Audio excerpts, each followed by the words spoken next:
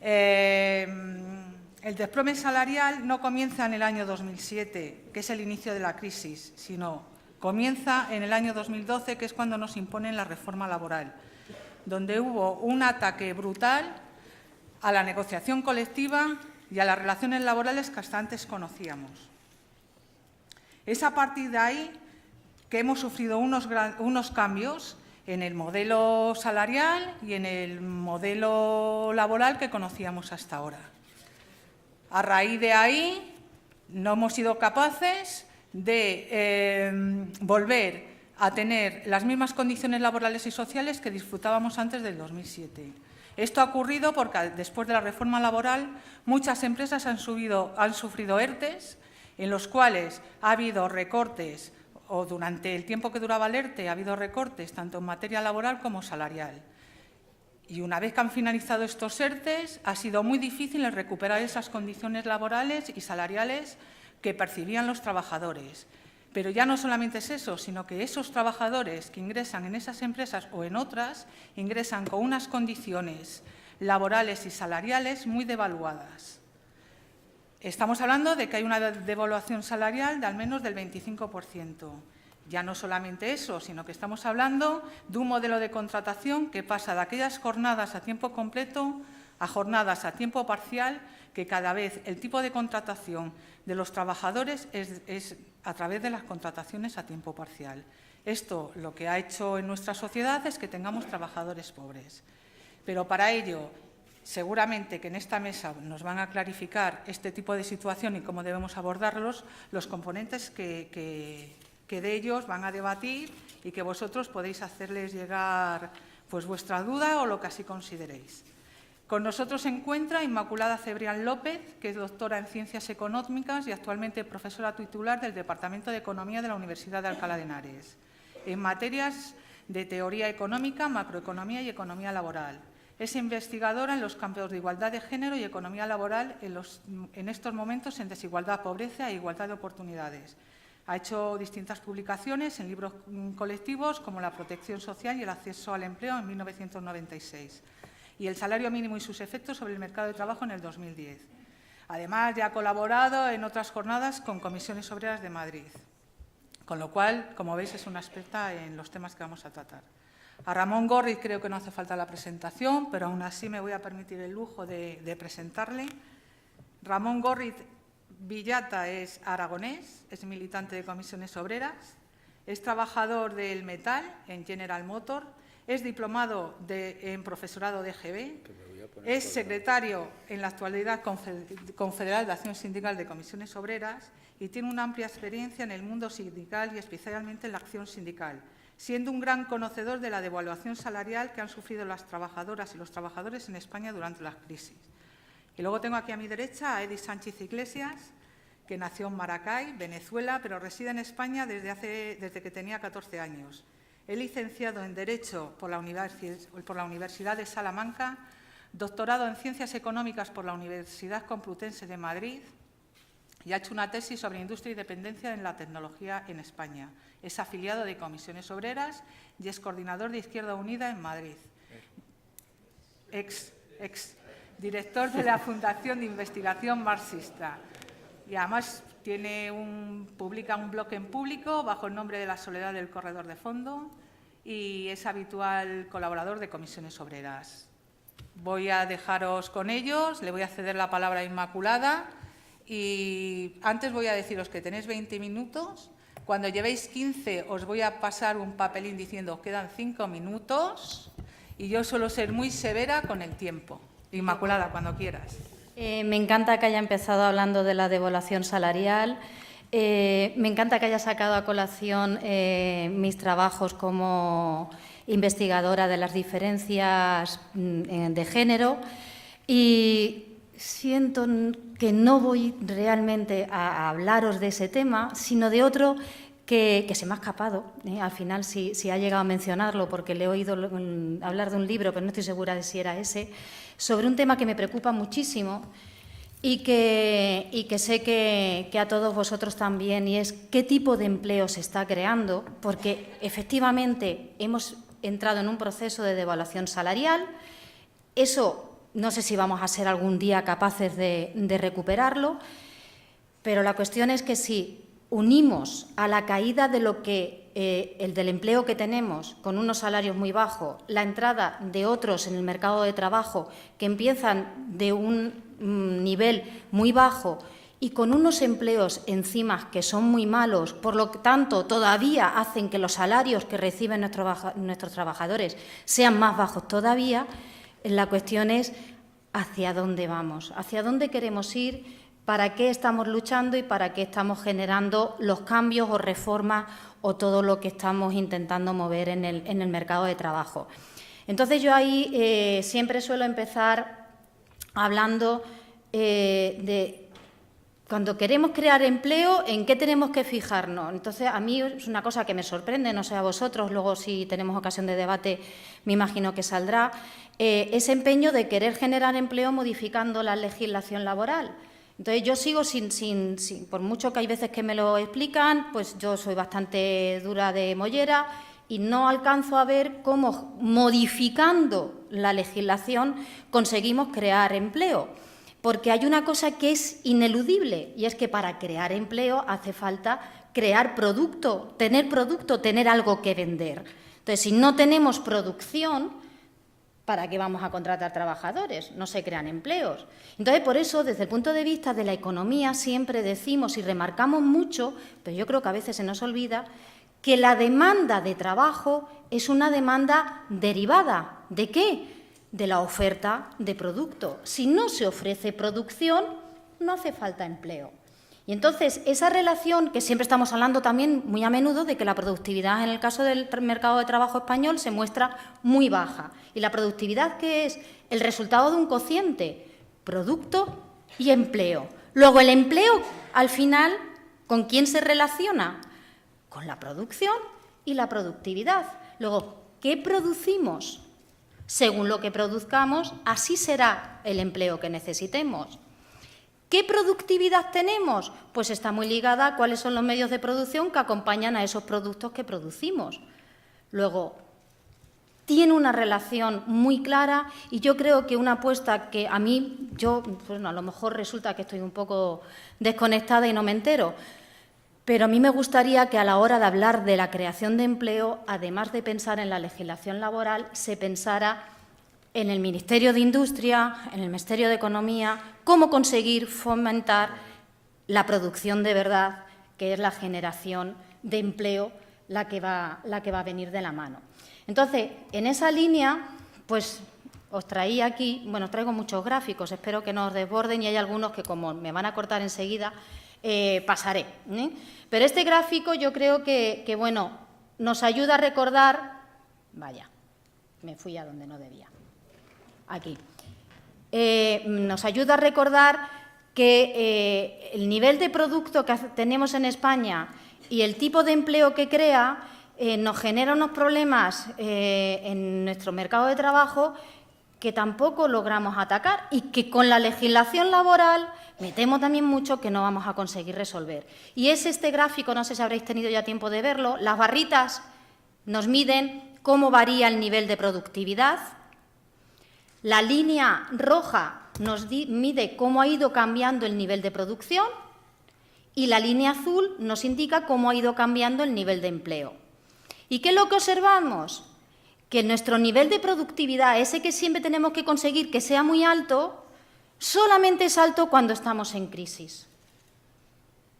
Luego, ¿eso por qué es? Pues porque, claro, porque es que resulta que disminuimos la producción, pero es que destruimos muchísimo más el nivel de empleo. Y entonces los que se quedan son los sectores que tienen cierta capacidad de producción. Durante la época en la que empezó la devaluación salarial había mucha gente que decía, pero si los salarios no están cayendo, hay que devaluar más los salarios, porque en realidad el salario medio no está cayendo. Mirad lo que está pasando, que los que se están quedando son los que tienen salarios mejores, en las mejores industrias, en los mejores servicios, los que aguantan la crisis y por eso el efecto composición hay que tener mucho cuidado siempre con él. Entonces, en las épocas de crisis que se quedan los más fuertes, la productividad aumenta. Y en cuanto empezamos a recuperarnos, que es la última parte que tenéis en ese gráfico, en cuanto empezamos a recuperarnos, sobre todo fijaros en la parte esta de las barritas naranjas, que son los cambios anuales, pero por trimestres desde 2014, cuando empezó la economía española a recuperarse. ¿Qué es lo que vemos? Que hace otra vez la productividad. ¡Zas! ¡Qué bien! Estamos creciendo, estamos creando empleo, pero ¿qué es lo que estamos creando? ¿Qué es lo que estamos creando? Puestos de trabajo que vuelven a ser puestos de trabajo en sectores de baja productividad y, por lo tanto, bajo salario. Entonces, eso, yo no oigo en el debate que se hable de eso, de que estamos volviendo a las andadas de la época previa. Si vemos cómo ha cambiado el nivel de empleo, ¿qué nos encontramos? Pues esto es un índice que empieza tomando valor 100 en el año, justo en el trimestre antes de que se iniciara la crisis para el empleo. El primer trimestre en el que la tasa de empleo empieza a caer es el último del 2007. Y a partir de ahí vemos que ese índice va perdiendo valor, llegando incluso a perder 20 puntos. Este es el valor medio. Aquí tenemos hombres y mujeres todos juntos. La OIT dijo, a lo mejor España consigue en 63 trimestres recuperar el nivel de empleo que tenía previo a la crisis. En el 2012 nos meten la reforma laboral. Tardamos un ratito en conseguir que aquello tuviese esos efectos tan estupendos que iban a tener desde el momento en el que se publicó en el BOE el Real Decreto. Y luego, cuando empieza a recuperarse, pues lo que ya hemos visto, se recupera con empleo de baja productividad. Pero observad lo que ocurre con hombres y mujeres. La línea roja suelen ser las mujeres, digo en los gráficos que van a salir, y la línea verde suelen ser los hombres. ¿Qué es lo que pasa? El índice de empleo de los hombres cayó mucho más. ¿Por qué? Pues porque se destruyó muchísimo más empleo en los sectores donde básicamente era mano de obra masculina la que estaba trabajando. Las mujeres sufrieron menos el envite de la crisis. Por eso parece que van a tardar menos en recuperarse. A mí me cuesta oír en algunos foros que las mujeres ni sufrimos la crisis en términos de empleo y que conseguimos aproximarnos a los hombres. Y entonces yo pienso, Dios mío, ¿cómo podemos decir eso si la situación es esta? Tasa de empleo. ¿Tasa de empleo qué es? ¿Cuántas personas están realizando una actividad de ocupado, una actividad económica, recibiendo algún tipo de compensación por ella, de toda la población de 16 años o más que puede conseguir realizar esa actividad? Fijaos en las cifras. Los hombres llegaron a tener un máximo de 65, ahora se encuentran en un 53,2. Las mujeres no hemos llegado ni siquiera a tener un 50% de la población femenina ocupada. Y ahora estamos en un 42. ¿Cómo que estamos igual que los hombres? Pues qué desgracia, nos hemos igualado en lo peor. Pero nos estamos recuperando, nuestro índice va un poquito mejor, pero estamos en un 43% de población ocupada. Tenemos muy poca población generando renta en este país. De eso tampoco me parece que hablemos mucho en los foros en los que debatimos. Si hablamos del problema de la temporalidad, que es esta línea que acaba de salir, ese excesivo nivel de temporalidad que tuvimos al principio de la crisis, que venía ya de antiguo. ¿Y qué es lo que ocurre? Pues comparad sobre todo con esta otra línea que sale, que es cómo ha evolucionado la tasa de desempleo. Que la temporalidad cae, sube el desempleo. Que el desempleo cae, sube la temporalidad. Y esa correlación que hay ahí, no somos capaces de romperla. Observad lo que está pasando. Está cayendo el nivel de el nivel de desempleo, la tasa de paro, y está subiendo la temporalidad. Y al mismo tiempo, lo que ha dicho también, se están incorporando puestos de trabajo de jornadas a tiempo parcial, que hay quien los defiende, y también creo que eso deberíamos tenerlo entrecomillado, porque por fin las empresas están ofreciendo puestos que, entre otras cosas, van a facilitar la conciliación. ¡Ojo! Resulta que la mayoría de la gente no quiere un empleo a tiempo parcial. Estas son las tasas de parcialidad de mujeres y de hombres, y las líneas que salen ahora son el porcentaje de personas que tienen un empleo a tiempo parcial, pues, pero es que no encuentran otra cosa, que lo que querrían en realidad sería tener un empleo a tiempo completo. Entonces, observad los hombres, y ahora en rojo observad las mujeres. Hay menos mujeres descontentas, pero bueno, estamos hablando de unos porcentajes del 60% y 70%. Y ya me duele ver que solamente las mujeres sean las que están descontentas, porque efectivamente hay más mujeres que quieren conciliar que lo que se encuentra en el otro sector masculino. Pero bueno, muchísima población. ¿Por qué? Porque el empleo a tiempo parcial que se ofrece en España, es una pena no tener tiempo, tiene salarios más bajos, jornadas que son... Tiempo parcial es todo. Tiempo parcial es trabajar 1 hora, tiempo parcial es trabajar 30 horas. Entonces, hay una composición ahí tan distinta que sobre todo lo que hace es que las consecuencias sean que las personas no tengan renta para poder sobrevivir. Entonces, ¿quién va a querer trabajar a tiempo parcial cuando además las prestaciones se recortan? Luego, normal. Pero bueno, todo esto a lo que me lleva es a que en la etapa de recuperación que estamos ya viviendo, lo que se está creando tiene mucha pinta a lo que existía antes de la crisis, y siempre se dijo que la crisis, aparte de las consecuencias que vinieran de acá o de allá, tenía un componente sectorial que había que intentar evitar porque no se puede consentir que España siga sobreviviendo gracias a unos sectores que sufren muchísimo el momento coyuntural, las crisis, y no tienen capacidad de respuesta ni de ajuste. Y que lo que tenemos que fomentar es el empleo indefinido. Y en esa reforma de 2012 pues nos ponen sobre la mesa unos contratos indefinidos que supuestamente nos van a ayudar, además en aras de la flexiseguridad, que seguro que a muchos os suena, no voy a entrar, pero bueno, simplemente por el logro de alcanzar la flexibilidad necesaria para las empresas y la seguridad que garantice a los trabajadores el poder seguir evolucionando en su vida, se defiende unos contratos indefinidos que, entre otras gracias, tienen en los contratos de emprendedores pues 1 año de prueba que justo encima son más baratos en ese año de prueba, si no se acogen a ningún tipo de bonificación ni de reducción fiscal, son más baratos que los contratos temporales porque no tienen ninguna indemnización. Entonces, estamos vendiendo un contrato indefinido, que es lo bueno, que es lo que supuestamente va a dar seguridad a los trabajadores, con muchísima flexibilidad para los empresarios, porque es que hay otra de las cuestiones que parece que es que no nos damos cuenta, y es que siempre nos están diciendo que es que el mercado de trabajo español es muy rígido. Y ya hemos visto cómo cambiaba el empleo, cómo cambiaba cuando cambiaba el producto. O sea, que cae el producto, ¡pum!, el empleo detrás. Que sube el producto, ¡pum!, el empleo detrás de él. Luego, somos muy flexibles, la elasticidad producción-empleo es muy alta.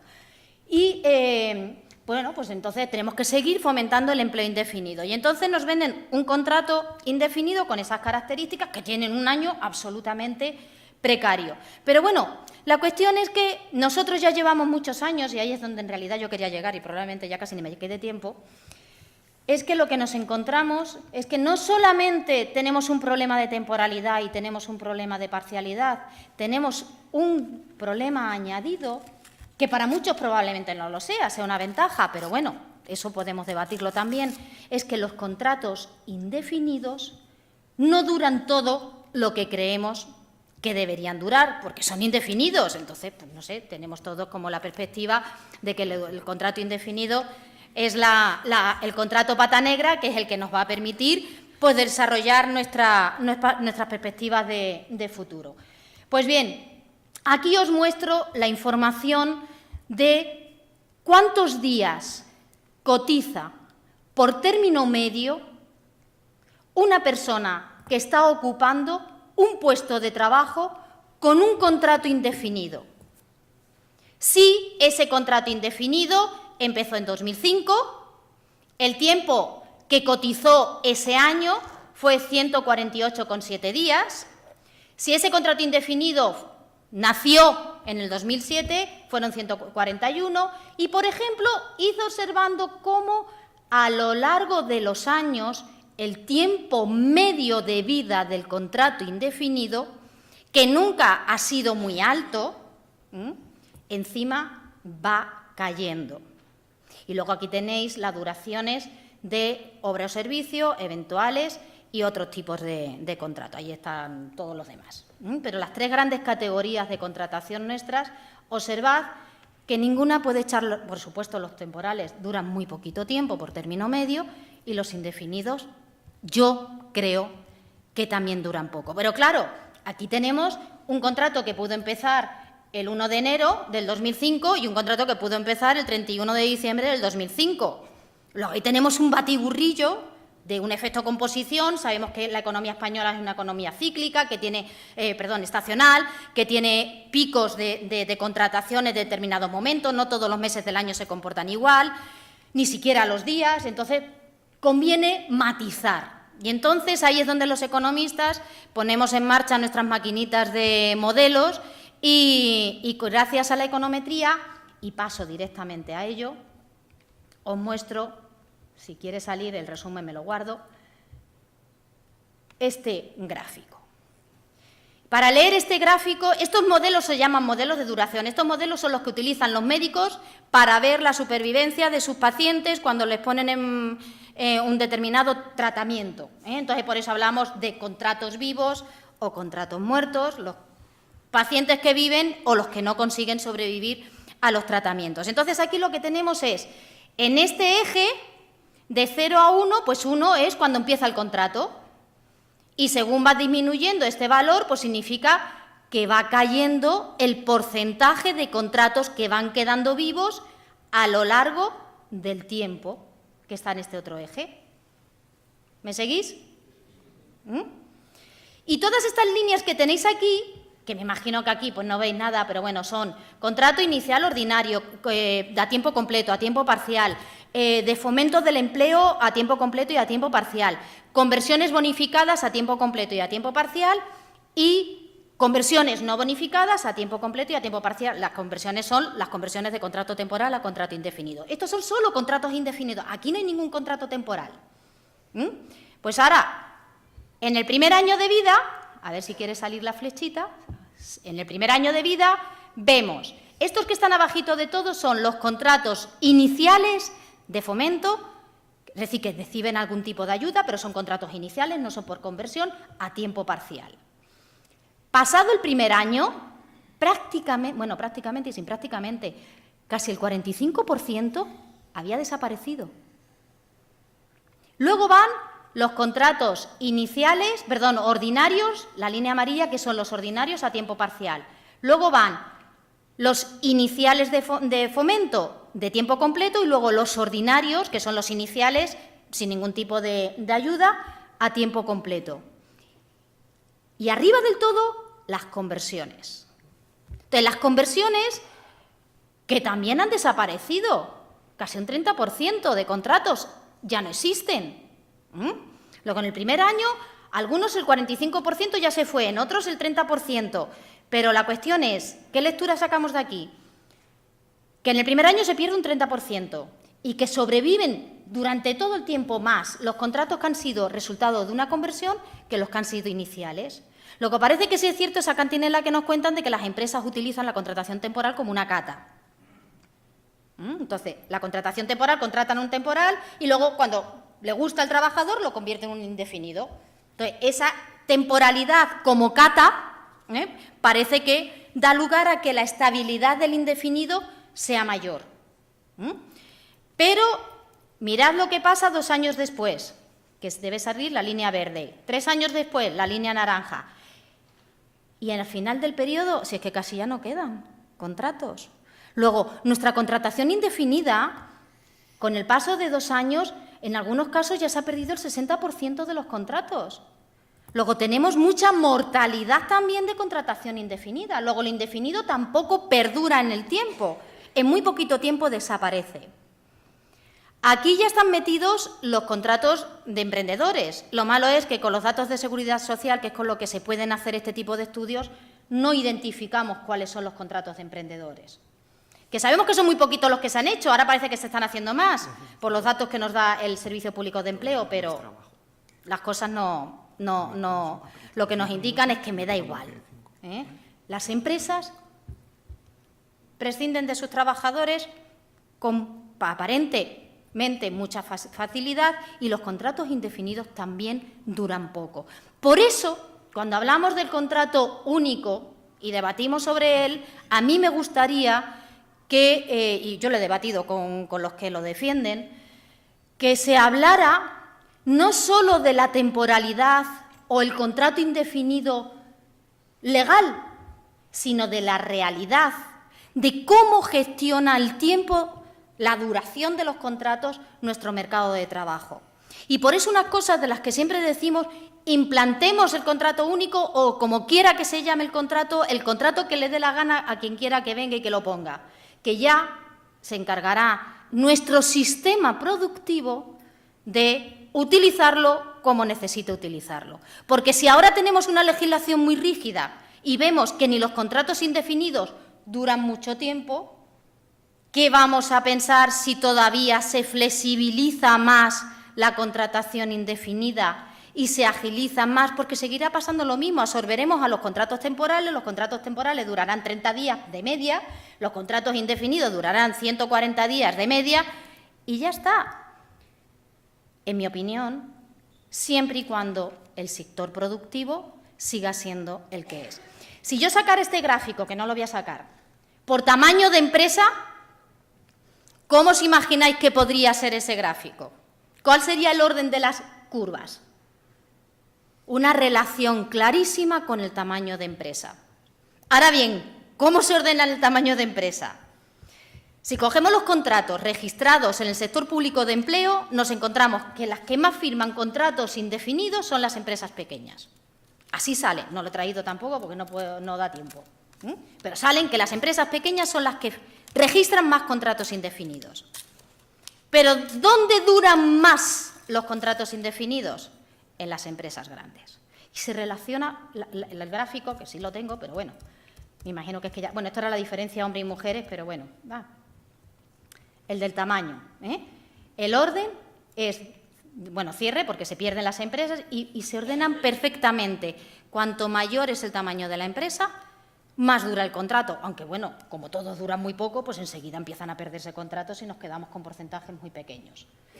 Luego, creo que el tema de la duración de los contratos y la temporalidad empírica es un tema que deberíamos tener en la mesa de debate y pedir a los que gestionan las leyes y los ministerios que haga alguna apuesta más allá de seguir retocando la normativa laboral, que ayude a que nuestras empresas creen puestos de trabajo que duren y que ayuden a que los trabajadores puedan conseguir puestos de trabajo en los que se mantengan cierto tiempo.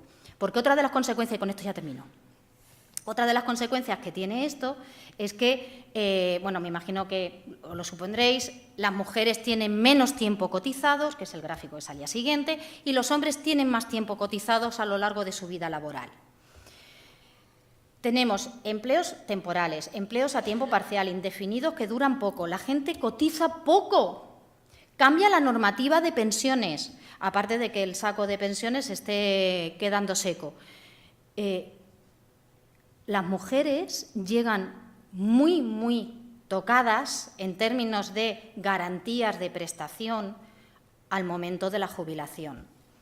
Y nosotros, en un análisis que hicimos, viendo las diferencias salariales entre hombres y mujeres y los efectos que podrían tener sobre el momento de la jubilación, ¿qué es lo que nos encontramos?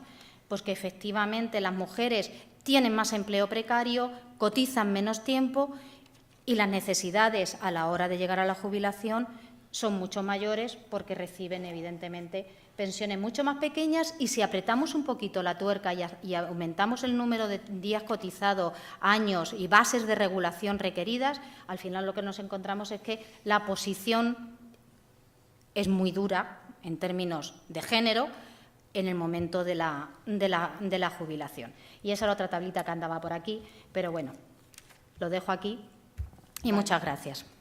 En primer lugar, y no es retórica, es para mí un honor estar en la Escuela Sindical de Comisiones Obreras Madrid, que además es un espacio que con esta edición pues avanza y se profundiza en su consolidación.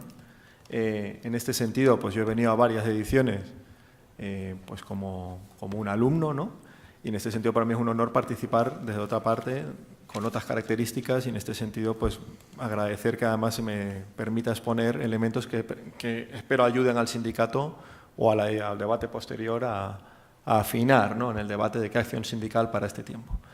En este sentido, también para mí es un honor participar con ustedes aquí, en el que veo a gran parte de gente en la que yo he aprendido lo que es el sindicato, pero además que aquí estáis una parte importante de los mejores sindicalistas, de las mejores sindicalistas y en general activistas sociales de Madrid, que es el elemento más importante y de mayor orgullo de la sociedad madrileña, ¿no? Su activismo social y lo que ha demostrado durante la crisis. Y participar con Ramón, pero quería también destacar la presencia de Inmaculada, que no la conocía personalmente, pero sí la he leído, ¿no? Y aquí reconocer que es un lujo tener a un sector de la universidad apoyando al sindicato con sus trabajos, porque si hay una cosa que se caracteriza a Inmaculada es por su rigor analítico. Y eso es muy importante porque en este momento también la batalla de las ideas son muy importantes y las batallas de las ideas se tienen que estar sustentadas en un rigor muy importante y Inmaculada en eso es garantía. Yo me acuerdo del primer trabajo que leí de ti, de trabajar o estudiar, por ejemplo, ¿no? Que fue muy significativo, y bueno, otros trabajos, sobre todo en la inserción de la mujer en el marco laboral español y lo que es la temporalidad, ya no solo como un elemento laboral en sí, sino prácticamente como la estructura social de nuestro país, ¿no? En ese sentido, pues, ¿cómo voy a intervenir yo? Pues bueno, Inmaculada es economista, yo también, pero voy a intervenir desde las ciencias políticas, ¿no? Que es el ámbito en el que desarrollo ahora mi trabajo académico como profesor en esa facultad. Entonces, ¿qué son las ciencias políticas? ¿De qué voy a hablar? Pues de las relaciones de poder. Y en este sentido, las relaciones de poder derivadas, obviamente, de un marco material, estructural, que es cómo es la relación salarial en nuestro país en concreto, ¿no? Y en estas relaciones de poder las voy a... Claro, esto es muy grande, ¿no? Entonces, ¿cómo las voy a concretar e intentar responder, o que respondamos, a la siguiente pregunta, ¿no? Desde la clase trabajadora, ¿cuál es la mejor estrategia distributiva a seguir? ¿Por qué? Entre otras cosas por el nombre de la mesa redonda. Pero, ¿por qué es importante la estrategia distributiva a seguir? Porque entendemos que el problema de la desigualdad es el principal problema de la sociedad contemporánea, en concreto en nuestro país, ¿no? Y en Madrid. Claro, el problema de la desigualdad, entendemos que su variable principal es en torno a la pugna distributiva. Y la pugna distributiva tiene que ver con aquello que se llamaba el conflicto principal, ¿no? Capital-trabajo, es decir, cómo se distribuye la riqueza generada de todo un país. Y en este sentido, es decir, la relación salarial. Si la relación salarial en esa pugna distributiva fortalece los salarios, sale un país. Si fortalece el beneficio empresarial, sale otro. Bien, entonces en este sentido voy a intentar dar argumentos para responder cuál es la estrategia que desde la clase trabajadora tenemos que seguir, cuál es la mejor estrategia distributiva en la España contemporánea actual, la del resultado de la crisis, porque en función de cómo respondamos esa pregunta, pues sale un modelo de acción sindical u otro. Bien, es de ahí donde parto. Segundo, para responder esta pregunta hay que asumir un marco teórico de cómo afrontarlo, y es el siguiente. Nosotros podemos afrontar el trabajo como una variable técnica, que eso es muy común en economía aplicada, ¿no? El trabajo es una variable técnica. Tienes la política monetaria, que España no tiene porque está en el euro. Tienes una política fiscal, aumento los ingresos o los disminuyo en función de qué política fiscal, o tomo el trabajo como una mera variable salarial. En este país, normalmente, ¿cómo se ha enfocado el debate? Tomar el trabajo como una variable técnica económica. Es decir, ajuste salarial a través de la desregulación del mercado laboral, a baratos salarios y vienen más turistas, por ejemplo, ¿no? Más o menos. Sin embargo, nosotros debemos de tomar el trabajo no como una variable económica, como una variable técnica, sino como una relación social. Es decir, el elemento estructurante de la sociedad contemporánea es el trabajo. De tal manera que diríamos, dime cómo es la estructura laboral de tu país y te diré qué sociedad tienes, ¿no? Resumiendo, me tengo que ir rápido. Entonces, a esta pregunta de cómo la clase trabajadora, cuál es la mejor estrategia distributiva que debemos de defender, por lo menos el movimiento sindical que representamos, desde una óptica donde entendemos que el trabajo es una relación social. Es decir, el elemento estructurante de la sociedad es el trabajo. Por tanto, la relación salarial es el elemento central de comprensión con otros, pero este es el central de la sociedad contemporánea. ¿Bien? Entonces, a partir de aquí, tercera cuestión. ¿De qué depende la relación salarial? No, esto me ha servido mucho lo que ha dicho Inmaculada. Bueno, ¿cómo es la estructura productiva de un país? Y veremos qué tipo de trabajo tienes. Y de eso es lo que voy a hablar. ver el problema de la desigualdad en España en concreto. ¿En torno a qué? ¿A qué economía, qué estructura productiva, qué capitalismo español hay resultado de estos 10 años de crisis? ¿Bien? Entonces, un segundo, a ver si lo tengo bien. Vale. ¿Cuál es la variable principal para entender cuál es la economía de un país? La economía mundial. Es decir, la economía mundial es el elemento central del que debemos de partir para comprender los problemas nacionales que en términos económicos y sociales tiene cada país. En concreto, España, ¿no? No sé si se ve bien, se ve grande, ¿no? Bien, lo he puesto en deconstruido el último, ¿no? El de mi izquierda, así más posmodernizado, y el otro, pues bueno, más clásico, ¿no? Pero bueno, el sentido es, nosotros normalmente vemos Europa, es decir, cuando hablamos en términos de economía mundial, de globalización, en concreto en España nos referimos a la Unión Europea. Bien, ese es el marco principal donde nosotros nos insertamos. ¿Qué posición ocupa España en la división internacional del trabajo de la Unión Europea? Bueno, ahí vemos en la Unión Europea un eje central y dos periferias. Lo naranjita, bien, es la dorsal europea. Ese es el elemento central del capitalismo europeo. Sur de Inglaterra, toda la parte industrial del norte de Francia, fundamentalmente la cuenca del Ruhr y del Rin de Alemania, ¿no? Las grandes bases industriales históricas alemanas, el norte industrial de Italia. Punto. Ese es el elemento central del capitalismo europeo, con dos áreas de influencia, que es París-Berlín, que están desplazados aquí, pero se integran ahí. Bien, como supongo que se mandará esto, pues ahí lo profundizo. Ese es el elemento central, ese es el centro. Y en la división internacional del trabajo, ¿cómo se integra España? Como una periferia. Hay una periferia este, normalmente que se articula en torno a Alemania, que son los países del este. ¿A través de qué? De tareas de subcontratación industrial. Automóvil, que tú trabajas ahí, que te lo conoces. Bueno, trabajabas, aunque lo tuyo es la General Motors, pero bueno. Bratislava ensambla elementos que organiza empresas transnacionales desde Alemania. Bien, entonces se articula la economía y la geografía productiva de los países del este en torno a las necesidades de las multinacionales alemanas. Resumiendo, eso es una periferia. Subcontratación industrial en torno a bajos costes laborales y bajo impacto ambiental. Pero hay otra periferia, la mediterránea. ¿Veis que hay 3 circulitos azules? Sur de Italia, Grecia, España. Ventajas competitivas en torno a ¿qué? Elementos del paisaje relacionados con el turismo de sol y playa, agroexportador, es decir, elementos en donde España se ha entendido históricamente que tenemos una ventaja competitiva, nos especializamos en eso.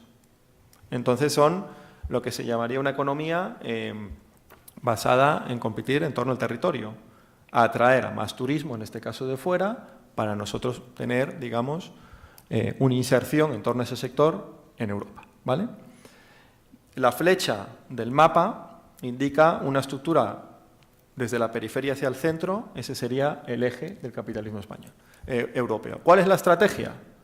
España es una periferia, por tanto estamos desplazados. La salida a la crisis es la elección de las clases dominantes, ¿no? De las élites económicas y políticas en este país, es insertar a la economía española en esa dorsal europea. Y eso es, estos dibujitos tan chulos de aquí, que nos salieron en el departamento, es lo que se llama el arco mediterráneo, ¿no? ¿Esto qué produce? Pues la forma más rápida en la que España, según este planteamiento, se inserta en la economía europea, en el centro europeo, es a través del corredor mediterráneo. El corredor mediterráneo, en sus distintas diversificaciones, pero sobre todo una integración productiva y logística en torno al ferrocarril, los puertos y aeropuertos y carreteras, que tienen las siguientes consecuencias. Bien, y voy aterrizando. Este es, digamos, el país que teníamos en torno al desarrollismo franquista, muy conocido en el sur de Madrid, ¿no? La industrialización española típica que entra en su quiebra en los años 70 del siglo pasado. Esta es la geografía productiva. El norte industrial, bienes equipo, minería, ¿no? El Madrid, Getafe, Leganés, Móstoles, pues muy, digamos, en la gama blanca y marrón, bienes de consumo, automóvil. Y el Mediterráneo, el turismo de Fraga en aquel momento y sobre todo Barcelona como la gran fábrica de España. Eje fundamental del capitalismo español, articulación Bilbao-Madrid-Barcelona. Ese es el triángulo. Entramos en la globalización, Unión Europea, crisis de los 70. Bien, me quedan 10 minutos, no 5. Gracias. Claramente veis crisis desindustrialización de la cornisa cantábrica, veis que se reduce, ampliación del Mediterráneo, especialización turística y sector inmobiliario en Madrid y las islas del automóvil en Vigo, Valladolid, etc. Bueno, esto es lo que entra en crisis en 2007, 2008. ¿Cómo quedamos ahora? Así. Resumiendo mucho, me permitís la falta de precisión por el tiempo, pero bueno. Esto si leéis, si veis la intervención de Inmaculada, lo veis en términos analíticos, ¿no? En gráficas, pues aquí en mapas, ¿no? Esta es la evolución, lo paso de nuevo. Es una ultra especialización económica de España, básicamente en los elementos siguientes. Turismo, eso es evidente, además con las crisis políticas, sociales, ¿no? que están ocurriendo en competidores directos, Turquía, Norte de África, más todavía, logístico de distribución, industria, ensamblaje, agroexportador. Madrid, arco mediterráneo. Todo lo demás es paisaje. ¿Bien? Es decir, todo lo demás depende, España depende de este eje para insertarse en el centro europeo y todo lo demás depende de insertarse en Madrid o en la costa mediterránea para sobrevivir. ¿Bien? El problema de la distribución relacionado con el de la desigualdad. Bueno, es que hay una desigualdad, una fractura territorial histórica en España, pero que ahora pues claramente se profundiza. No voy a entrar más ahí, pero digamos que las aglomeraciones urbanas no pueden cubrir todo el territorio. Hay un desplazamiento clarísimo hacia el Mediterráneo y lo que queda en declive, pero muy importante, en el norte y Madrid. Punto. ¿Vale? Esto me ha salido un poco pequeñito, pero bueno, esto diríamos cómo se inserta el capitalismo español en términos productivos. Mientras más te especializas en las labores de arriba, más valor añadido, más valor agregado, más abajo, menos todavía, más competitivo, dependiente de competir en costes. ¿Dónde se sitúa la especialización española? Abajo. Tareas de ensamblaje, típico del automóvil, materia prima, relacionada con lo agroexportador, y elementos de distribución y de venta, logístico y luego la venta, la comercialización. Típico es una multinacional, compra una empresa española, la desarticula y solo se queda en aquellas tareas de venta. ¿Bien? ¿Por qué explico todo esto? Bueno, en términos geográficos, esto sería lo que importa del país. ¿Bien? ¿Por qué explico esto? Y voy aterrizando. Porque claramente, en términos de clases sociales, este sería el resultado. Bien, luego lo leéis, pero claramente una ampliación de la población asalariada. Dentro de la población asalariada, una población dentro de la nueva clase trabajadora del sector servicios muy grande, relacionada con lo logístico, comercio, turismo, hostelería. Una reducción de los trabajadores cualificados, manuales, industria, transporte. Una reducción del trabajador del sector público, que fue muy importante en el sindicalismo y en la izquierda española en los 90-2000, es donde se basaba gran parte, digamos, el crecimiento sindical nuestro, administración, servicios públicos, pues ahí claramente hay una reducción. Y una reducción de las clases, de las capas medias relacionadas con técnicos y profesionales y también de las clases propietarias tradicionales. Es decir, esta es la radiografía que sale. ¿Con esto qué quiero decir? Primero, un gran problema de fractura territorial. Segundo, una estructura productiva débil, dependiente, que profundiza en nuestro carácter periférico dentro del capitalismo europeo. Bien, en términos relativos, en la Unión Europea. Una estructura de clases claramente sustentada en un marco laboral donde requiere de una estructura, mejor dicho, de un marco laboral especializado en una precariedad laboral de carácter estructural y un paro de larga duración. Eso es, digamos, es la única forma de sobrevivir y sustentar el modelo de especialización actual española, requiere de la generalización de la precariedad y de la conservación de un paro estructural bastante grande. ¿Por qué? Porque hay que atraer turistas aquí. Y si tú ofreces un servicio barato, tienes que competir en costes. Es la intensificación del trabajo, que esto es histórico en el capitalismo español, pero ahora, digamos, se eleva muchísimo más. Bien, entonces, voy terminando porque ya me irán quedando 5 minutos. ¿Cuál es el planteamiento que he querido explicar? Es decir, el trabajo es el elemento central de la sociedad. El trabajo depende, en los términos de la sociedad actual, entre otras cosas, de qué estructura productiva. Nuestra estructura productiva resultante de esta crisis, porque ya estar 10 años hablando, estamos en crisis, podríamos hablar de que este es el país que tenemos. Bien, el país que queda. ¿Cuál es? Una especialización muy clara en sectores que dependen del ajuste salarial. El ajuste salarial es la política económica central de este país para poder sustentar este modelo. Y el ajuste salarial, bien del salario directo, vía reformas laborales de regularizar el mercado laboral, abaratar, ¿no?, el salario, bien recortes en el gasto público y rebajar el salario indirecto, ¿no?, pensiones, servicios públicos, es el elemento central, claramente fundamental para que este modelo subsista. Y hay que decir que este modelo tiene una hegemonía política muy grande en este país. La economía del turismo, es muy raro encontrar a alguien que plantee no una alternativa, sino una crítica. Bien, desde los ayuntamientos del cambio hasta el Partido Popular hay una hegemonía, digamos, de pensar de que el turismo es el motor económico principal de este país. Bien, entonces, claramente esto provoca una desigualdad en términos territoriales y en términos del ingreso. Por tanto, una desigualdad social importante. Ese es el principal problema que tiene nuestro país, históricamente, pero ahora más. Entonces, ¿cómo lo resolvemos? Pues hay dos formas, bien, en estos 5 minutos. Hay dos maneras, digamos, que están en el mercado político para resolverlo. El primero sería que Madrid, sobre todo con el momento de esplendor de Esperanza Aguirre, pues lo planteaba. Es decir, se inserta este país, la desigualdad social, ¿cómo logramos insertar a ese gran país, ¿no?, de precarios y de bajos salarios? Pues bueno, insertándolo mediante la propiedad. Eso es lo que intentó Aznar. Vamos a privatizar las grandes empresas. Tienes un bajo salario, pero vía acciones en grandes empresas como Telefónica compensas. Bueno, eso no salió. Esperanza Aguirre, modelo del PP, el capitalismo inmobiliario. Mejor un país no queremos un Madrid de proletarios, sino de propietarios, ¿no? Es decir, insertar a la población por la vía del consumo. ¿Cómo consumes? Teniendo propiedad inmobiliaria.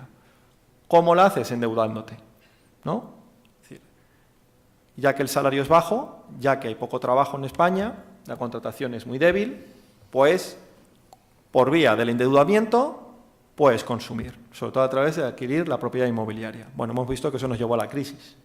Entonces, hace falta una alternativa. Seguir con este modelo, que es el que tenemos, es inviable. Si queremos solucionar el problema de la desigualdad de la distribución, si no lo queremos, pues perfectamente viable este modelo, ¿no? Entonces, planteamos, no, hay que hacer una política de rentas que favorezca y fortalezca las rentas del trabajo. Aumentamos las rentas del trabajo, aumenta el mercado interno, se puede paliar el problema distributivo. Bien, ¿cómo se hace esto? Y aquí entramos ya en la parte final. Bueno, que es un poco el dilema, ¿no?, el planteamiento puro de la pregunta del programa, que si quiero, ¿qué es? La garantía, ¿no?, la garantía de rentas en la salida de la crisis. El debate de salario-empleo o complemento extrasalarial, ¿no? Ese es el tema. Bueno, si nosotros optamos, claramente los dos van a intentar resolver el problema del ejército de reserva, es decir, precariedad, paro estructural, precariedad generalizada.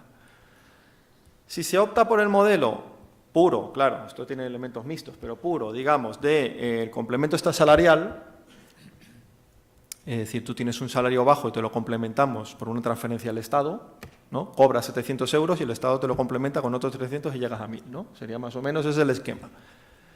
Hay tres problemas. El primero, no es una medida redistributiva. Es decir, la estratificación social permanece. ¿Qué quiero decir con esto? Que el Estado, a través de los presupuestos públicos, se hace cargo de un complemento salarial. ¿Quién paga mayoritariamente o pagamos el IRPF? Las rentas de trabajo. ¿Me explico? No hay una redistribución entre el beneficio empresarial, las rentas empresariales, a las rentas de trabajo. Eso sería lo redistributivo, ¿no? Sino que entre la misma clase trabajadora hay una pugna salarial. Entonces, hay una estratificación social, no hay un ascenso social, no hay una modificación, no hay una modificación ni de la propiedad ni de la división social en España. ¿Bien? Es lo que, esto Inmaculada lo sabrá mal, es el impuesto negativo de la renta de Milton Friedman, ¿no? Que al final, segundo inconveniente, resulta en términos prácticos que es el Estado, y el sector público, el que complementa el beneficio empresarial. Es decir, el beneficio empresarial no sería resultado de una estrategia competitiva, que luego hablamos otro día que es la competitividad, ¿no? De riesgos en torno a elecciones de investigación de innovación, de insertar un producto o un bien. No, sino que de los mismos presupuestos que básicamente pagan mayoritariamente la clase trabajadora, una parte de esa riqueza nacional va a generar el beneficio empresarial. Entonces, no solo que no es redistributiva, sino que tampoco se corrigen los problemas de propiedad del país. Y tercero, tiene el siguiente problema también, ¿no? Que es, deja al mercado la satisfacción de todas las necesidades en torno a una concepción individual. El salario no solo es el salario directo, también está el salario indirecto, servicios públicos. Y los servicios públicos es una socialización de sectores económicos que no entran dentro de la lógica de mercado.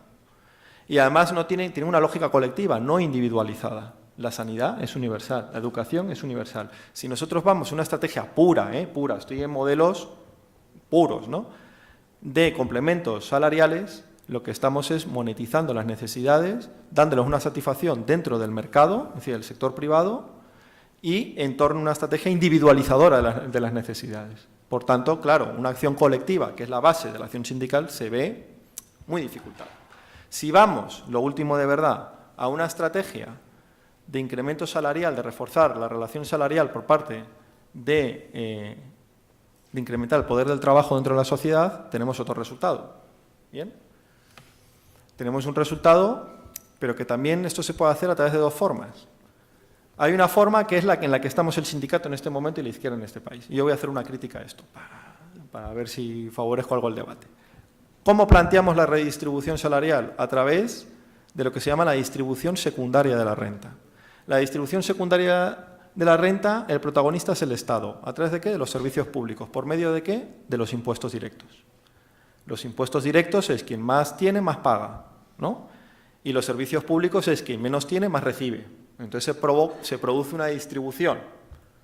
Y es el Estado el protagonista. Pero el elemento central, de verdad, para afrontar y solucionar de una manera estructural el problema distributivo del país, es centrarnos en la distribución primaria de la renta. Y la distribución primaria de la renta, el protagonista es que del excedente nacional, es decir, la riqueza que se produce, vaya más a los salarios y menos al beneficio empresarial. ¿Y esto cómo se logra? Pues, por ejemplo, y termino por donde empezó Inmaculada, ¿qué se produce en este país?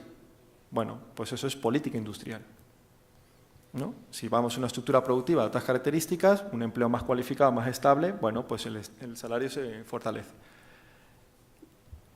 La pugna directa por la ganancia del empresario, que la sociedad intervenga hacia dónde se dirige. Por ejemplo, con mecanismos obligatorios de reinversión de parte del beneficio empresarial a la sociedad. O que parte de ese beneficio empresarial se reinvierta en tecnología. O que parte del mismo se revierta en Móstoles, porque se entiende que gran parte de las empresas aquí se han localizado porque se ha bajado la imposición, se ha facilitado un suelo, se le ha facilitado la luz, etcétera. Es decir, los elementos de la distribución primaria de la renta son los fundamentales para poder dar una solución estructural al problema distributivo del país. Y eso es política industrial, negociación colectiva, los elementos, por ejemplo, que en Alemania, que tú conocerás mejor, en Noruega, de cogestión, aunque sea muy débil, es decir, claramente es intervenir en qué se produce en el país. Porque, ¿qué ocurrió con el sindicato y la izquierda en general? Que hemos retrocedido. Y con esto ya termino. Solo ya nos situamos en el problema de la redistribución secundaria de la renta. Subimos impuestos a los que no pagan, tenemos más servicios públicos, se genera más empleo. Pero no tocamos ya el debate de qué estructura productiva tiene el país, de quién produce, qué se produce y cómo se reparte dentro de la empresa. ¿Y alguien puede de verdad plantear que este país va a tener un estado de bienestar avanzado con una economía del turismo? ¿Va a haber de verdad una modificación de un comportamiento social en torno a un empresariado que vive de la economía sumergida, que es resultado de la economía del turismo, por ejemplo, y su especialización? Es imposible. Entonces yo lo que quería terminar es, el problema de la distribución es el elemento central de la desigualdad de nuestro país. Para solucionarlo claramente hay que enfocar una acción sindical dirigida a fortalecer las rentas del salario. Pero las rentas del salario solo reducidas en torno a la que llamamos de distribución secundaria de la renta es imposible. Una estructura del turismo no va a posibilitar jamás tener un estado de bienestar, digamos en términos coloquiales, como el de Suecia. Por mucho que subamos los impuestos al beneficio empresarial, jamás se va a recaudar lo suficiente para las políticas de empleo expansiva que queremos tener. Es decir, el sindicato tiene que volver a armarse teórica y técnicamente para volver a dar la pugna histórica, por tanto, de la distribución primaria de la renta, es decir, del trabajo y su participación dentro de la empresa, de qué se produce, quién produce y, por tanto, es decir, el elemento fundamental, que es lo que no quiere el empresario, gran parte del excedente que va a la ganancia de beneficio empresarial, que vaya al salario. Y si no intervenimos ahí, no se va a lograr. Bien, y esa era, digamos, la tesis, la hipótesis fundamental de trabajo que planteo, porque eso requeriría, por tanto, una acción sindical donde recupere la fuerza. En primer lugar, agradecer a la Dirección Regional de Comisiones Obreras en Madrid la invitación a esta escuela. En segundo, reiterar que también me encuentro muy a gusto con los compañeros que están en la mesa redonda, con Begoña porque ha sido una colaboradora del sindicato en el Observatorio de la Negociación Colectiva, con Edi porque también nos ha permitido en momentos determinados debatir temas sobre los que ahora él mismo nos exponía. A mí me ha tocado, y le voy a dar una vuelta a lo que estábamos planteando aquí de la recuperación de las rentas salariales, ¿no? Y voy a empezar con una cuestión que ha pasado desapercibida. No lo ha hecho Carmena, no lo ha hecho Ada Colau, pero en la segunda ciudad más grande de Los Ángeles, el Ayuntamiento de Los Ángeles incrementó el salario mínimo interprofesional el 70% para todos los trabajadores y trabajadoras de las empresas municipales. Pasaron de $9, me parece, a $15. Es tremendo, tremendo, pero demuestra una senda que venimos reiterando desde hace tiempo en el sindicato en nuestra estrategia salarial. Si se quiere acabar con el mundo de la precariedad, de la pobreza, es fundamental convertir el salario mínimo profesional e interprofesional en una pieza central de nuestra estrategia salarial. Vamos a celebrar el día 7 de octubre, Día Mundial del Trabajo Decente, propuesta de Comisiones Obreras en el primer Congreso de la Confederación Sindical Internacional. Trabajemos estos temas, ¿no? Porque el tema de las escuelas y en los tiempos presentes armarse ideológicamente es cada vez más importante, pues creo que hay que dar un paso más allá. Bienvenidos, bienvenidas todas las personas que estamos aquí, pero como nos quedemos lo que hemos escuchado aquí, lo que hemos trabajado aquí en nosotros mismos, tiene poca expansión de este pensamiento que es clave en estos momentos, en este contexto económico, político y en este ciclo económico y electoral que hay en nuestro país, ¿no? Comisiones Obreras nos estamos planteando, y ya hemos hecho una solicitud para iniciar la negociación con las organizaciones empresariales, la necesidad de una estrategia salarial que signifique recuperar el poder adquisitivo para mejorar la calidad de vida, para incrementar el empleo y también, no cabe duda, que para dar solidez a la economía de este país, ¿no? Y esa estrategia salarial, de negociación colectiva, se ha ido concretando en cada contexto con los acuerdos interconfederales. Hoy podemos dar un paso, ¿no? Se explicaban en anteriores intervenciones temas importantes, ¿no? Pero no solo es un tema de España. Se han llevado la situación peor, entre otras cosas, por la estructura de modelo productivo que tenían los países del sur, pero las políticas neoliberales que venimos sufriendo en Europa desde hace unos años, no solo desde la crisis, tienen tres cuestiones importantes. Una, ataque a los salarios, devaluación salarial. Dos, ataque al estado del bienestar. Tres, ataque en el sentido de la fiscalidad. Y 4, la inmediata, debilitamiento de las únicas organizaciones que plantean pelea al conflicto entre capital y trabajo, los sindicatos. Con salarios bajos no hay estado del bienestar. Y por eso cuando nosotros trabajamos en los centros de trabajo o cuando estamos con nuestra gente y más allá de nuestra gente, solemos ser un poco miopes y colocamos a veces el foco solo en un tema, en el incremento salarial. Pero hoy creo que tenemos que hacer un discurso más allá del tema del incremento salarial, ¿no? Porque la devaluación salarial y la destrucción de empleo tiene efectos traumáticos sobre el sistema público de pensiones. Y la gente lo entiende, pero hay que decírselo. Y no podemos convertirnos nosotros en correa de la amenaza. Se acaba el fondo de reserva, está jodido el sistema público de pensiones. No, no ese es el problema. Lo que hay que cambiar a través de nuestras posiciones es las políticas liberales, la derogación de las reformas laborales que han planteado precisamente el ataque al estado del bienestar, primero la devaluación de los salarios, y aquí una cuestión, porque a veces también todo no es igual. Los salarios negociados, los salarios en convenio no han perdido poder adquisitivo. La pérdida, la devaluación salarial, cuando hablamos de devaluación salarial, no es hablar solo de salario, es hablar de cuestiones que ha planteado Begoña en su intervención, es hablar del empleo. En los años de la recesión, los primeros años, el empleo fijo no se modificó, porque el ajuste de las empresas los hicieron en la contratación temporal y por eso durante esos años primeros hubo una situación de mantenimiento del poder adquisitivo en este tema.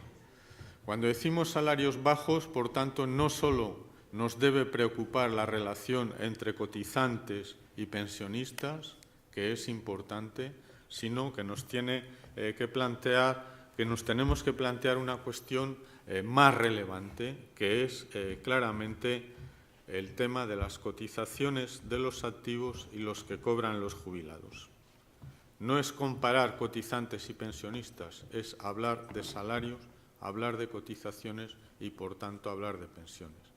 Si los salarios son indecentes, las cotizaciones son indecentes y, por tanto, tienen consecuencia clara sobre la política de ingresos del sistema público de pensiones. Y si además, ¿por qué son los salarios indecentes? Pues, entre otras cuestiones, con la radiografía que nos ha presentado Begoña, se veía claramente la precariedad, la desigualdad, cómo en estos últimos meses, y nosotros lo tenemos que conocer y es importante, pues por primera vez desde hace unos meses en España el núcleo central de clase trabajadora con contrato indefinido es menor que la contratación temporal, contratación a tiempo parcial, precariedad, por primera vez. Y eso significa un ataque frontal a lo que hemos considerado siempre el núcleo central de la clase trabajadora, de los asalariados y asalariadas, ¿no? Pero además esto tiene también más consecuencias. Si hay salarios bajos, o sea, hay devaluación salarial, hay menos Estado y hay menos ingresos fiscales. Por eso, otro caballo de batalla es el tema de la reforma fiscal. Y por eso nosotros, cuando vamos a los centros de trabajo, cuando debatimos con compañeros y compañeras, hay que ligar de una manera global la estrategia salarial con todo lo que significa e incide esta estrategia salarial en el estado del bienestar o en el tema fiscal. En España, en los 4 últimos años, ha habido un recorte de 50.000 millones de euros en la sanidad, en la enseñanza, en la dependencia, en los servicios sociales. Esos 50.000 millones de euros son renta que precisamente nos ha arrancado al conjunto de los trabajadores y trabajadoras. Y a veces nosotros no explicamos este tema. El problema de la sanidad no es un problema solo de los compañeros y compañeras que trabajan en la sanidad. O el de la escuela pública no es un problema de las personas que están en la enseñanza. El trabajador, la trabajadora, cuando estamos disputando el salario en el centro de trabajo, estamos también disputando, y tiene efectos lo que negociamos en el salario, sobre el estado del bienestar, todo el tema de los servicios públicos, o sobre el reparto de la renta y, por tanto, la situación de este país en el tema de los ingresos fiscales. Por tanto, hay que tener esa composición global y ser conscientes de que la evolución de los salarios en España, pero no solo en España, va a ser determinante para mantener el futuro del modelo social. Por eso es importante la negociación colectiva, por eso es muy importante un convenio. No se suele tener la importancia hasta quien sufre el no tener convenio. Pero cuando nosotros disputamos el salario, las condiciones de trabajo, estamos disputando más allá del salario en el centro de trabajo. Estamos generando derechos en el estado del bienestar, derechos sociales. Estamos también planteando efectos que tienen que ser positivos en el tema fiscal, ¿no? Y en este sentido, la estrategia de estos últimos años han significado también cambios en el modelo de la negociación colectiva. Porque, claro, esto que suele ocurrir a veces, yo me acuerdo de un calendario que sacaron los compañeros de la entonces Federación de la Administración Pública, donde decían con una fotografía del Che Guevara, cuando teníamos las respuestas nos cambiaron las preguntas, ¿no? Y en la negociación colectiva ha ocurrido esto. Aquí ha habido una negociación colectiva clásica desde la época de los pactos de la Moncloa acá, que era sota, caballo y rey, ¿no? E incremento salarial en función del IPC, de la inflación prevista, y si hay correlación de fuerzas y la gente tira para adelante, un poquito más. Y además la cláusula de garantía. Eso hoy no sirve porque han cambiado las reglas. Recordar la carta de Trichet en agosto del 2011. Pues en la carta de Trichet del 2011 se planteaba la reforma laboral, la devaluación de los salarios y un tema que yo creo que ya conocemos casi todos los trabajadores y trabajadoras, pero más los trabajadores de la administración pública, que es la famosa ley de desindexación de precios y salarios. Y frente a eso nosotros tenemos que debatir y buscar alternativas donde a nosotros se permita, a través de la negociación colectiva, el cómo generamos la recuperación del poder adquisitivo y además cómo disputamos la productividad a la empresa. Y esa es una primera cuestión, porque luego está una engañifla que si se hace bien también puede tener resultados positivos para nosotros, pero es a más a más. Primero hay que negociar los salarios nuestros, y en nuestro país eso significa tener los datos claros de la empresa, y quien mejor tiene los datos del centro de trabajo son los trabajadores y trabajadoras que tienen su presencia en el comité de empresa o en el sindicato, y ver la productividad nominal, la cantidad de lo que se ha producido por el número, el cociente que se decía antes del número de trabajadores que lo han producido, los beneficios que se han obtenido, las ventas. Es importante. La negociación colectiva no es una cuestión que dependa, nunca ha dependido de la inteligencia, de la agilidad o de que una persona sea más lista en la mesa o que se lleve mejor con la parte contraria. No. La negociación colectiva es un ejercicio que tenemos que conocer claramente los datos contables de la empresa, que tenemos que conocer el qué se produce, cómo se produce, con quién se produce y los efectos que saca esta situación, y a partir de ahí plantear en nuestra plataforma reivindicativa. Nosotros en el momento actual, y así nos hemos dirigido, pero os lo cuento, nosotros planteamos que en el 2017, que se tienen que negociar los salarios en el último trimestre, tiene que haber un incremento salarial que significa una recuperación de las rentas salariales. Porque no puede ser que la economía vaya a crecer según unos el 3%, según otros el 2,7%, y los salarios quieran situarlos por debajo del 1%. Por tanto, tendremos que plantearnos un incremento salarial que sabemos que con la inflación negativa es posible seguir recuperando poder adquisitivo, como se ha hecho en el 2015 y en el 2016. En el 2015 se acordó el 1%, la media de lo que sacó se fue al 0,8%. En el 2016, hasta el mes pasado, el incremento salarial medio era el 1,1%, se ha incrementado el 1,5%.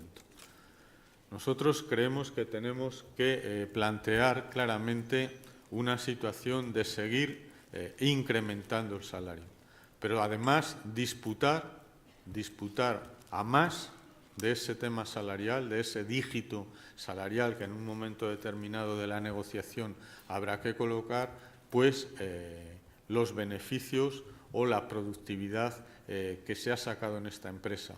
Y tendremos que decidir nosotros dónde se aplica esa productividad. Cantidad de empleo, calidad del empleo,